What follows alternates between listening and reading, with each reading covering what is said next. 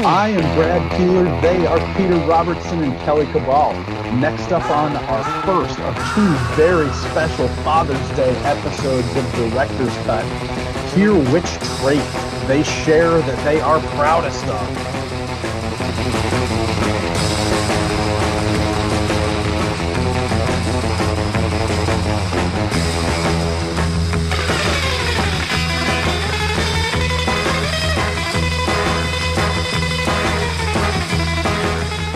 Hello again, everybody, and welcome to another episode of Director's Cut. My name is Brad Keelor. I'm the director of the Geo-Institute, and that is why we call this show Director's Cut. Every single week, I sit down with a GI member, sometimes multiple GI members, who have stories to tell. Some of them are personal, some are professional, and all of them are fun. If you don't know anything about the Geo-Institute, you have so many options ahead of you, but please do them after you watch this interview today. Go over to geoinstitute.org. There you will find out so many things about us, including that we are a technical society with about 12,000 members, most of whom are geotechnical engineers and or geologists, and that we are part of the American Society of Civil Engineers. And if you like what you see today, I feel like that's going to happen. You're going to enjoy this, everybody. Oh, heart hands. Yeah.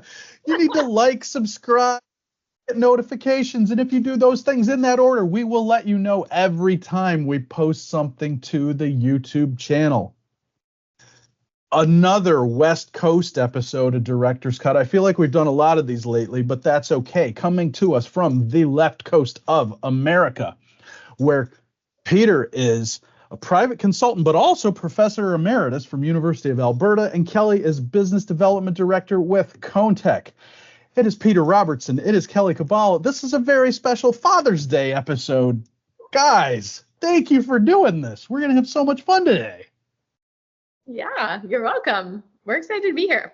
We have 10 questions, the same as we do every week. And 2 of them are the same that we give everybody. And we'll have to decide here what's the pecking order, who goes first, if we alternate, how that's going to go. We can switch it up on every question. Okay. We have 2 questions that we ask everybody. And the first one is describe your job in 45 seconds. We'll start with Kelly on this one. Okay, well, mine's exciting because I just started a new job, but so I'm with ConeTec now, officially doing business development. And honestly, I have to say the thing that I love most about BD basically is helping other people do their job better. And it's usually through making connections. So whether it's, connecting with clients for our company or even just suggesting connections through other people that are going to help them with their network or something they're trying to accomplish. And then the other side that I'm passionate about is on the educational front. So really teaching them how they can use different tools available for site investigations, for geotechnical analysis, how they can get that information and make better decisions to then have a better built environment that we all live in, and just how they can, whether it's students or practicing engineers, so sort of communicating all of that or finding other experts to communicate that information as well is really sort of what I love about it. So it's more on what I love about my job, but I do love it, and I think that encompasses what I strive to do every day. We will get to more about that later on in the show as we go through the questions. Peter, what about you? Not a lot. No, I'm so having spent, if I go backwards, I worked in consulting before I moved into academia. And then after academia, I went back to the private sector and spent time with a contractor. And now I'm out on my own as a private consultant, and I really enjoy it. And at this stage of my career, it's mostly providing advice. I sit on review boards, which is really enjoyable. So you get to work with lots of different people on interesting projects. I really like what I do. That's great. Kelly, I've got a follow-up question for you. We had Tim Avery on about a year ago from Keller, and he talked about why business development is not, I guess it's two words. We said why it's not a dirty word, but it's two words. I think it's really hard, right? Like you get to some point, when I started this job, I realized that part of it was selling, right? And I felt really guilty about that at first. And I thought that I'd like compromised my scientific integrity or something like that by doing that. And then I thought about it and I realized I've kind of been selling something at every job I've ever had. It's maybe just not as direct. How do you overcome that, especially when you hear it from other people? You know, they see business development and sometimes people are kind of like, all right, it's sales. What do you do to deal with that? It's funny. I mean, people have said that to me. They've asked me straight up, how long have you been in sales? I mean, maybe it's just I don't look like a typical engineer, but I do have a background in engineering. And yeah, I mean, I have never felt super comfortable with the idea of like going out and doing sales. So I've always come at things through an educational side. And you know, how can I give like a client something that will help them do their job and hopefully educate them about, you know, our services, what we do, and in a way that's going to help them be better at what they need to do. So that's always how I've sort of attacked that problem. And I think just, you know, working for a company where you really feel like they're doing quality work, it sort of sells itself. So you just have to let people know what you do and how you can sort of help them. And then as long as everything else sort of falls into place, you know, those clients hopefully will keep coming back. You just have to, you know, do good work for them. Perfect. I love that. So you both are familiar with Director's Cut, and you know that the reason everybody watches are the fun questions, right? This is what we got to get to. And so we're going to start with one of these now. And maybe we'll go Peter first on this second one here. What's the worst thing you've ever stepped on or in? That was a hard one for me to answer. And I think due to my age, my long-term memory of things like that are not so good. So it's thinking of something more recently. And I was visiting a project in Africa with other board members. And we were standing downstream of the tailings facility where the water was coming out in a small creek, and we're standing there, and one of my colleagues turned to our guide and sort of said, hey, you know, we've been here for several days and we haven't seen any wildlife. And the guide pointed down to our feet and he said, well, maybe that big snake will work then. And we both jumped back. There was a giant gray snake there. Oh, I like that. And that's not where I thought it was going to go. I thought this was going to be somehow a pollution story, but that's excellent. Kelly, what about you? I know I have a couple stories of near misses as well. I was thinking back to after university, I moved to China for a year. I mean, my father had worked in Hong Kong before I was born, and I wanted that kind of experience too. I was actually there for the first pandemic, SARS, if we all remember that one. And not super surprised with the fact that, you know, people tend to spit on the sidewalk in China, and there was open sewers near our college and all of that stuff. But then when we were talking about animals, it reminded me of a story that involves other geotechs. So after high school, actually, I was only 17. My parents let me do this. I went backpacking around Europe before cell phones, before like any of the internet stuff. And I stayed, when we were in Rome, I stayed with the Marchettis. So if you're familiar with the DMT, Silvano and his son Diego now runs the company. So we got her to visit people we knew. Yes, yeah. And yeah, Diego is, you know, around my age. And so we'd go out like partying at night and stuff like that. And there was one night when we came home and there was like a giant scorpion right in front of their door. So yeah, that was, but we didn't step on it. Luckily, we avoided that too. I mean, that's close enough though. I think it's flying ant season here in Virginia. And it makes me say, like, generally people live where they do for a reason. I think this is the farthest south I think I could probably go, mostly because of the critters. That they just get more problematic as the weather gets warmer. I'm sincerely glad that neither one of you stepped on a snake and or a scorpion, though, because we want to have happy endings here on Director's Cut, right? The third question is always the research or practice question, and we have a special treat for our viewers. You guys are going to talk about something that you've done together, a short course that you taught. So let's get the full story from A to Z here, or, well, you've got a lot of Canadian and British here, so we'll go A to Z, right? The full story, and you even have to tell us what the short course was about. We need to get some engineering meat into this question too. So I don't know, either one of you can go first on this one.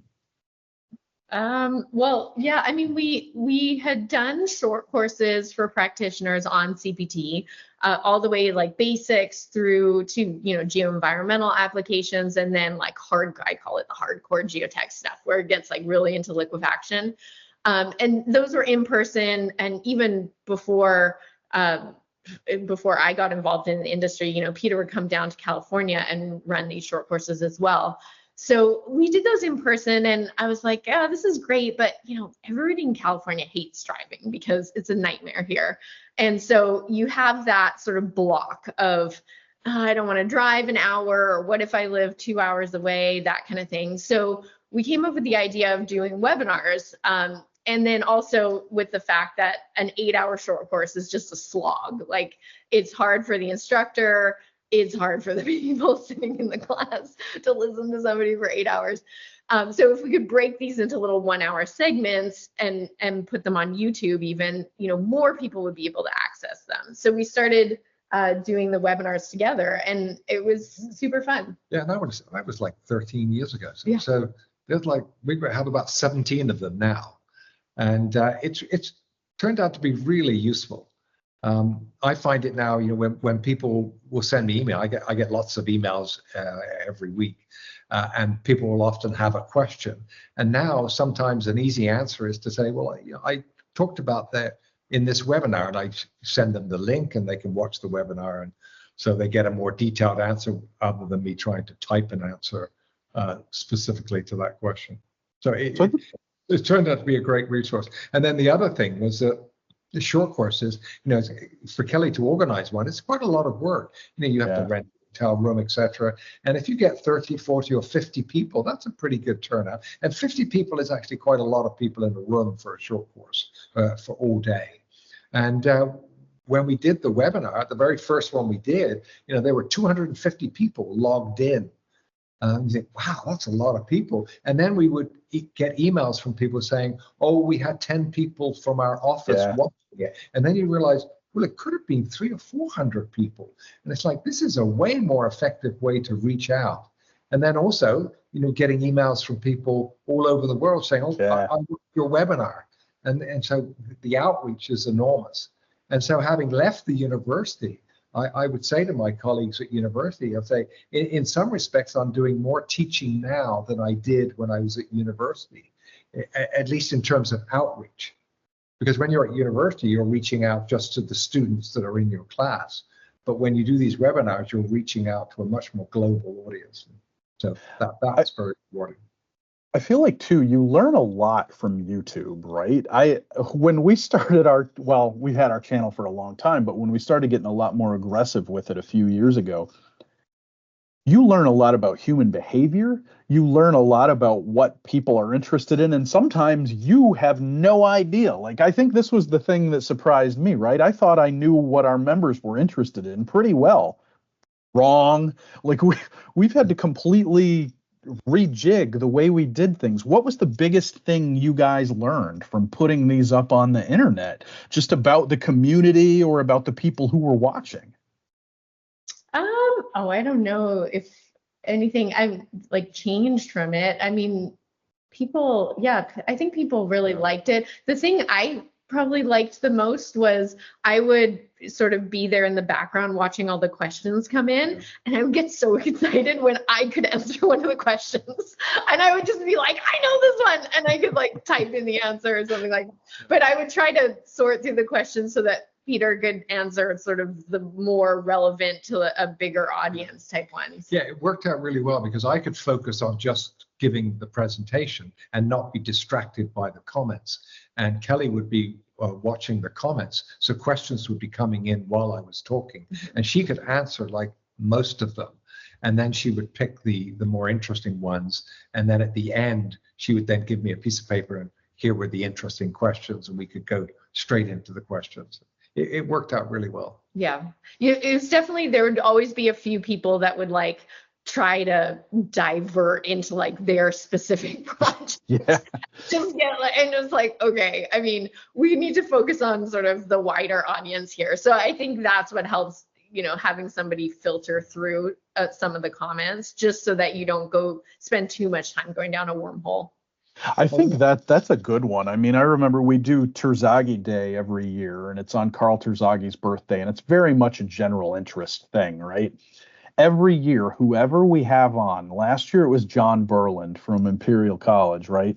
And people are putting questions in the chat about very specific geotechnical problems. And I'm like, well, we're not talking about that today. One time we had Jean-Louis on, and somebody asked a question about shrink swell soils. And I was like, this is not... We're not talking about this at all. Why would he divert from what he's doing right now to answer your very specific question about something happening in your town? People are weird. I think maybe that's the summary of all our human behavior knowledge that we picked up from YouTube, but that's great. So what we learned from that, and what we've learned from even before the interview, you guys have gotten to spend a lot of time together. And one period where you got to do that is, Kelly, when you were a student at University of Alberta, and Peter, you were teaching there. Personally, I cannot imagine a scenario where one of my parents was teaching at a university I attended, but Kelly and Peter, you lived this. What were the best and worst things about being there at the same time? It was, yeah, we were talking about this. It's like so wasn't a big deal. I mean, the U of A is a very big university compared to some small colleges in the States. It's like 25,000 students or something. So I feel like I never saw him. I mean, that was not a big deal. The best part for me, and I don't think he knew about this, but was the first year when I was still living at home, I got to take his parking pass, and oh my God, I had the best parking on campus. It was in the structure, like right next to the engineering department. I had a plug-in for my car because it's Edmonton, it was cold. I just like, no students could ever get parking passes in there. I was like on a different echelon, like super VIP, and felt, you know, like a boss. That was only for 1 year. And then I moved out and I had to walk to school, like uphill both ways in the snow, you know, that whole story. But I think the other thing that really benefited me, it was originally after high school, I loved physics. I was like, I want to do a degree in physics. And my dad was like, I don't know what job prospects are at the end of that unless you want to go into academia. So he actually put me in touch with the guy that was running the engineering physics department at the U of A. And I got to go in and meet with him and get a whole tour. And he sort of explained what that program was to me and got me really fired up about it. So that's what I ended up studying. It was basically half electrical engineering, but half honors physics classes. So I got to do all the cool, like quantum mechanics, thermodynamics, electrodynamics, optics, like all the things I was really interested in. I still got to learn all of that, but I had the engineering degree sort of as a base, which eventually helped me get a job in the States, because I could come down here as a professional using my professional degree of engineering. I think it was also good because engineering physics is in the faculty of engineering. And so it has more of an engineering bent to it, which means that students learn to solve problems. The problem sometimes in the science faculty is that they're there gathering data and looking at interesting things, where engineering students are taught to solve problems. So Kelly's a good problem solver. So then what about you, Peter? What was the best part of having her on the same campus as you? Well, as Cal said, it's a big campus. So she wasn't in any classes I was teaching. And in first year, when she was taking a lot of the general courses, there were people that I knew where Kelly was in their class, and they were very good. They never made any comments to me about, well, hey, Kelly's in my class, and so it was good. No one ever made any comments about how she's doing, etc. And so we kept at arm's length from each other, and I tried not to have any direct impact on what she was doing, so that she could enjoy university life without me interfering.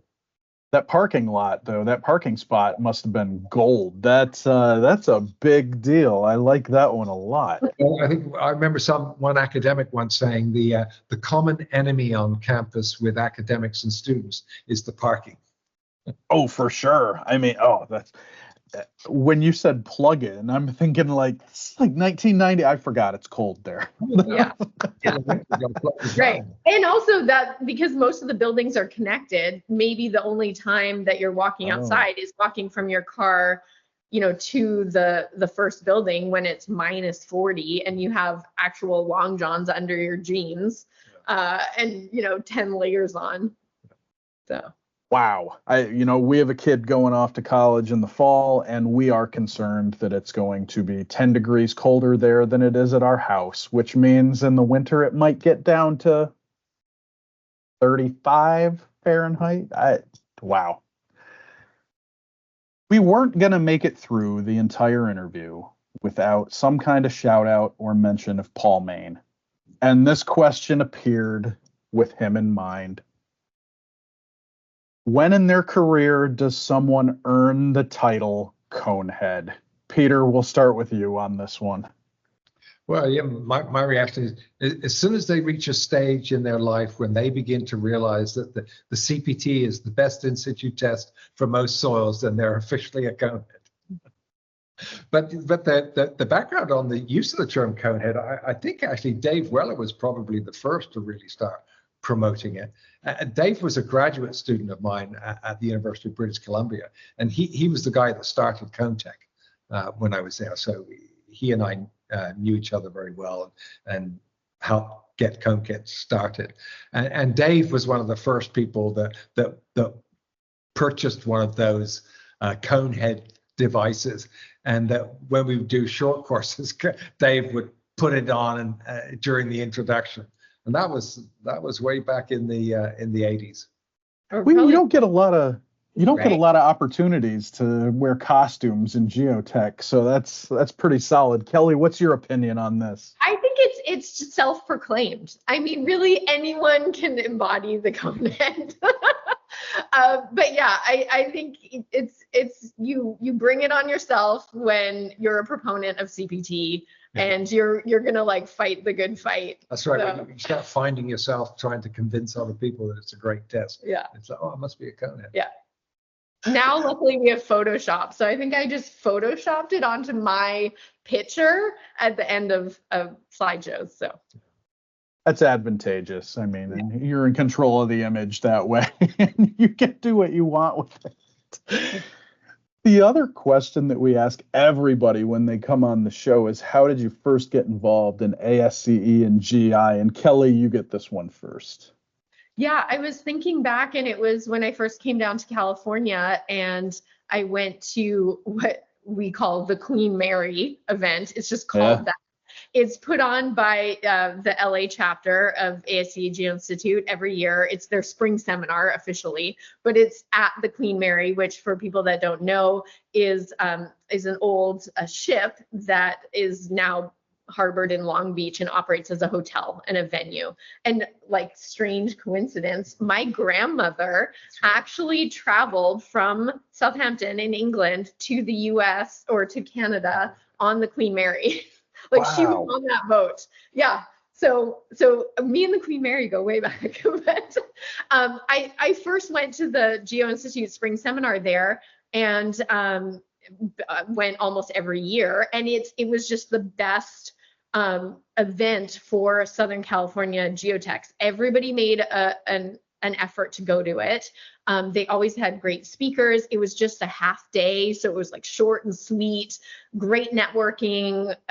It was always a great event. And now that I'm on the board of the LA chapter, I actually got to help plan it this year. And so that was kind of cool. So coming full circle, you know, to now be involved in the execution and planning of sort of my first and favorite event in the area.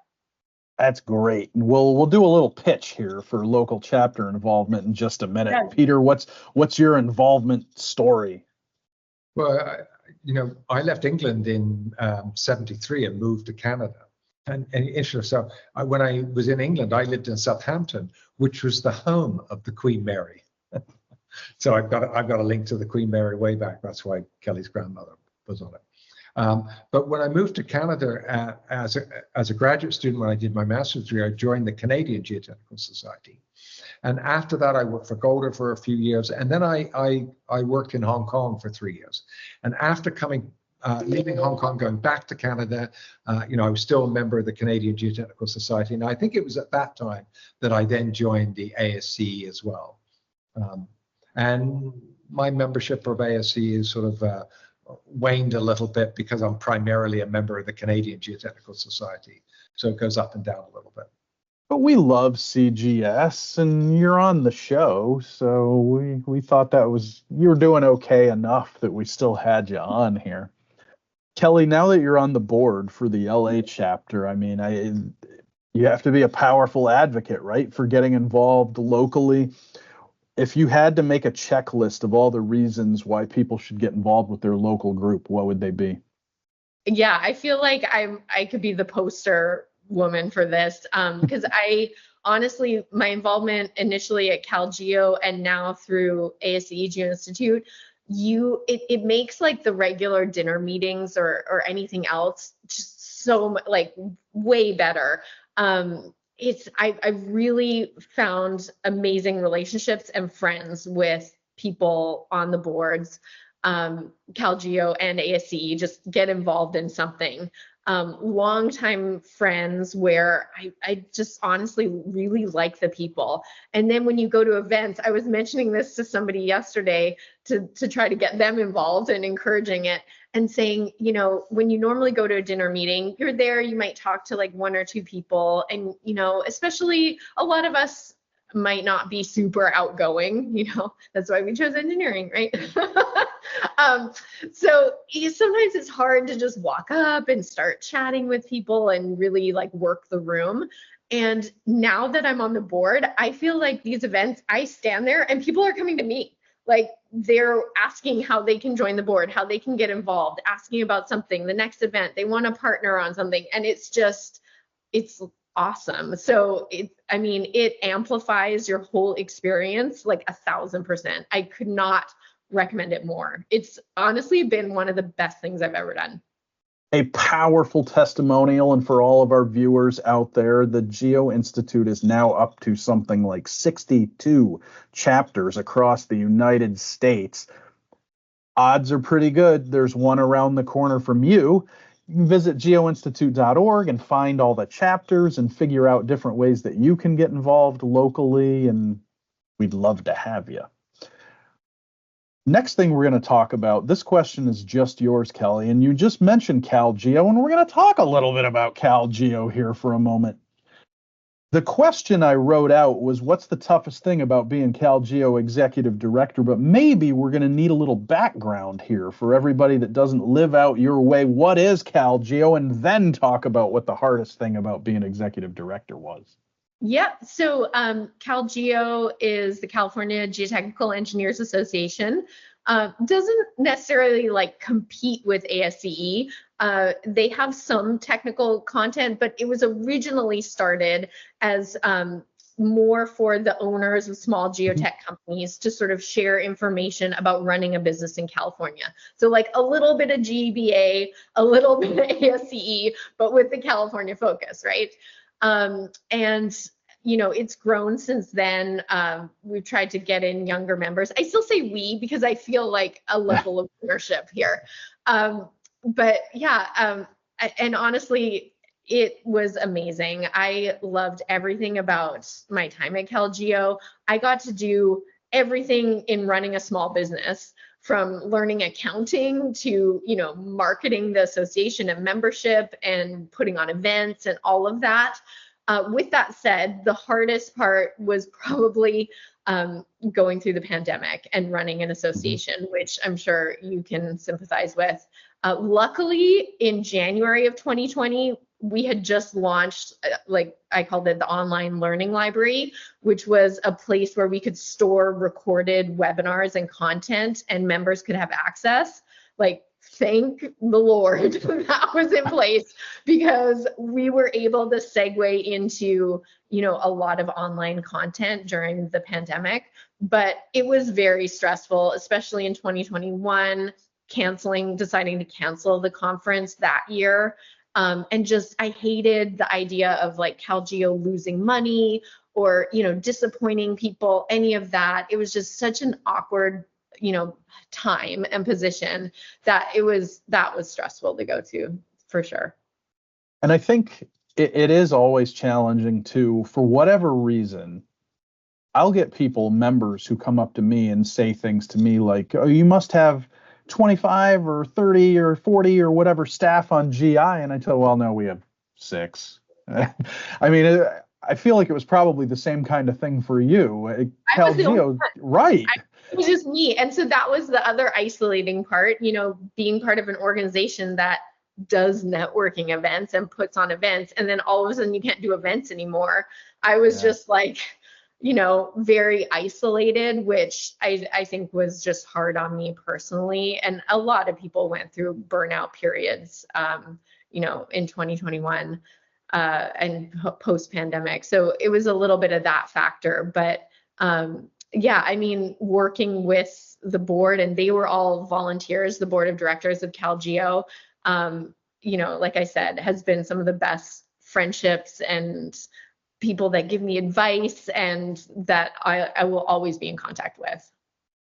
That's great. Of course, we'll put a link to Cal Geo down in the show notes below where you're watching this. Should learn more about it. Another great organization you can get involved in, especially if you're in the state of California. That would make the most sense. Peter, this next question is for you. You are, of course, a Geo legend. I don't know that I've ever asked anybody this question directly, so you get to be the lucky recipient. Is there a specific thing or invitation or lecture or anything, just a moment that made you feel like you were truly a Geo legend?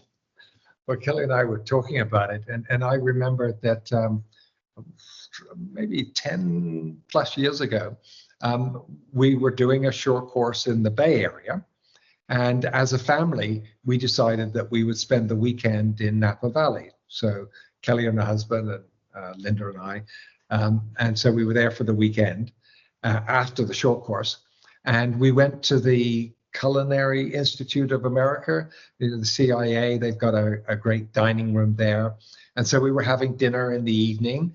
And then about halfway through dinner, the waiter comes over with a bottle of wine and said, oh, the ladies at the table next to you who have just left have wanted to give you this bottle of wine for your dinner, and also to let you know how much they had really enjoyed the short course. And so that was suddenly saying, wow, I must be famous.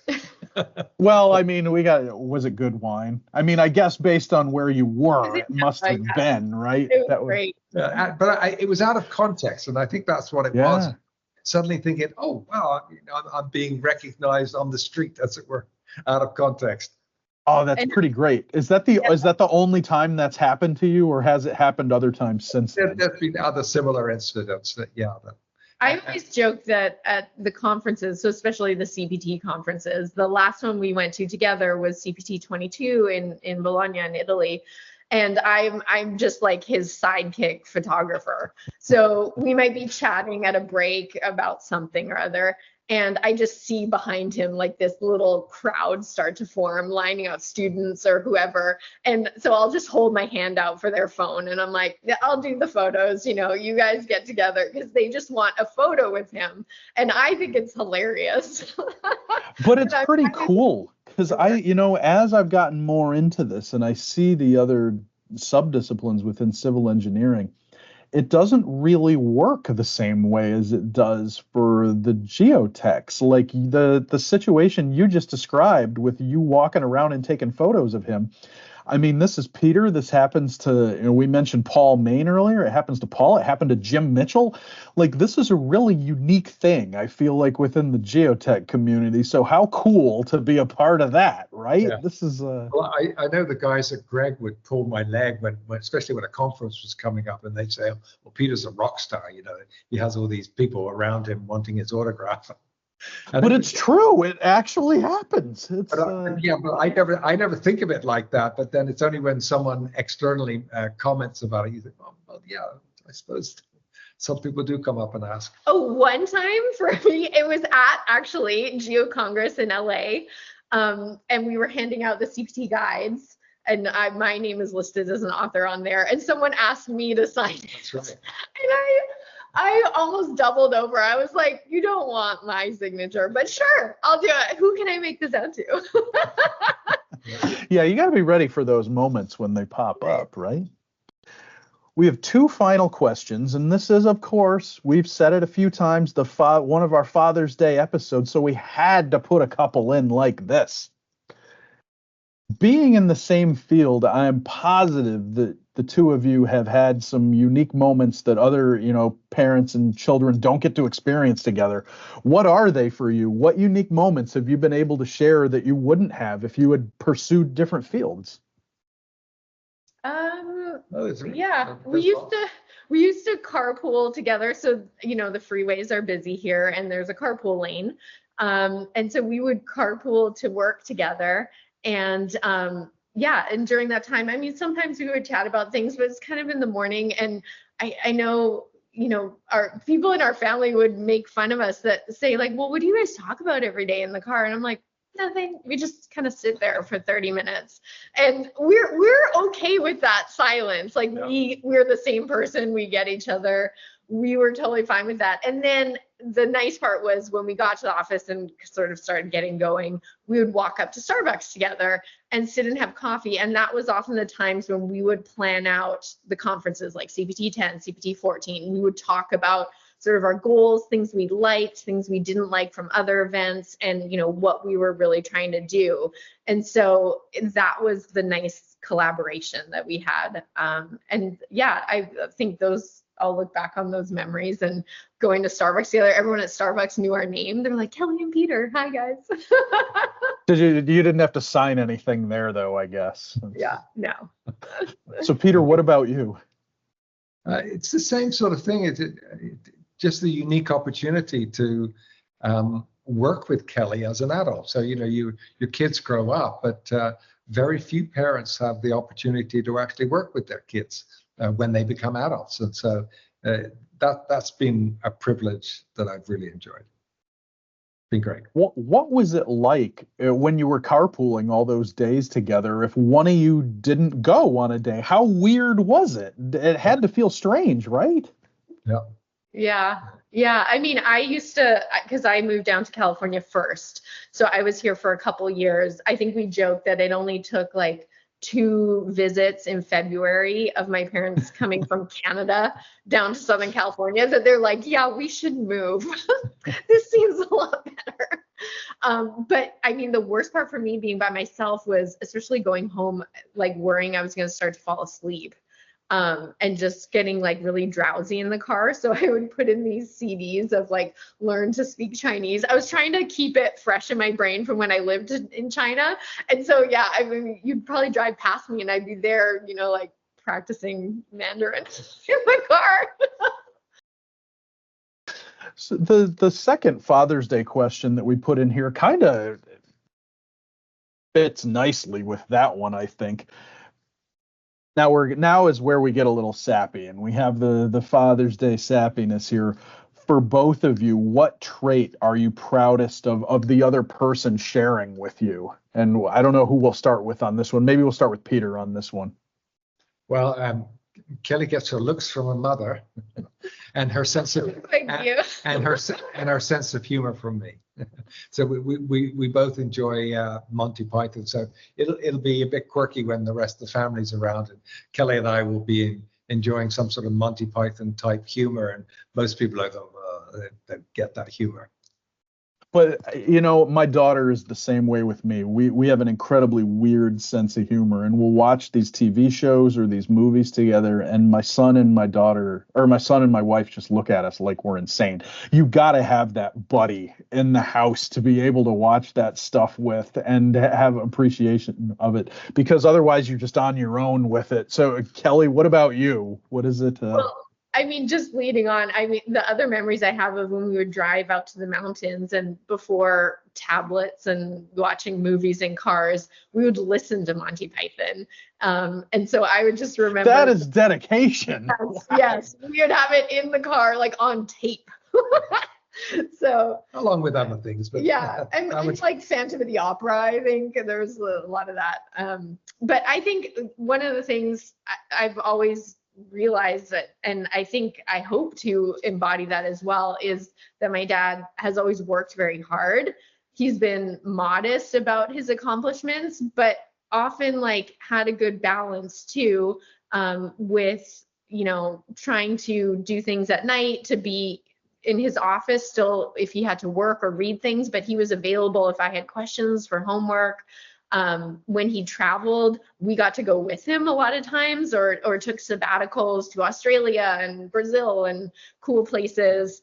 And we lived in Italy for 2 years. And so we got to do a lot of those things with him. So I think it was working hard and being successful, but still, you know, having a focus on your family too. So hopefully I do that too. Yeah, that's good, Chad. So here's the bonus question. You both spent significant time in Edmonton. You are in warmer climes now. What do you miss the most about Edmonton? And when this comes out, the Oilers may very well still be playing if they make it to the Stanley Cup final. So you can choose the Oilers, you can choose the snow, you can choose really anything. What do you miss most about Edmonton? We'll start with Kelly on this one. I did like that, like we had a ski hill just 10 minutes from our house. I grew up skiing and we could go to the mountains. I do love in Canada, and, you know, just that expanse of nature. You feel that when you go places there that living, you know, in the LA area basically is difficult to find. So I think that's what I miss about Canada in general, is just that like almost amazement that you feel being out in nature and how vast it is and incredible the mountains. I don't know. That's what I always loved. Yeah, Edmonton is a nice, modest-sized community, and it was a great place for Kelly to grow up. They got a great education system, so we enjoyed our time there. You know, made good friends that we still keep in touch with. We still miss. And Canadians are friendly people. So you guys made it through all 10 questions and the bonus. It's a great achievement, and it was a special Father's Day one, so it's an even better achievement. For all of our viewers out there, if you liked what you saw, and I always say you probably did because you're here at the end, again, click like, subscribe, and get notifications, and we'll let you know every time we post something to the YouTube channel. This is, of course, the first of 2 special Father's Day episodes. You can look for the next one in just 2 days. We'll be putting it up on Friday, right where you watched this very episode. So Peter and Kelly, thank you for doing this. I hope it was fun. It was fun. Thank you so much. That's always the number one priority, is it has to be a good time. Otherwise, people won't come back. So for all of our viewers out there, we hope you have a very special Father's Day and a happy Father's Day and an enjoyable Father's Day. And we have just a few episodes left of Director's Cut before our summer break. So you want to make sure you come back here and tune in for those. We'll have another one again in just 2 days, and then a regular weekly episode next week. So we will see you very soon with another episode of Director's Cut. And happy Father's Day. Woo!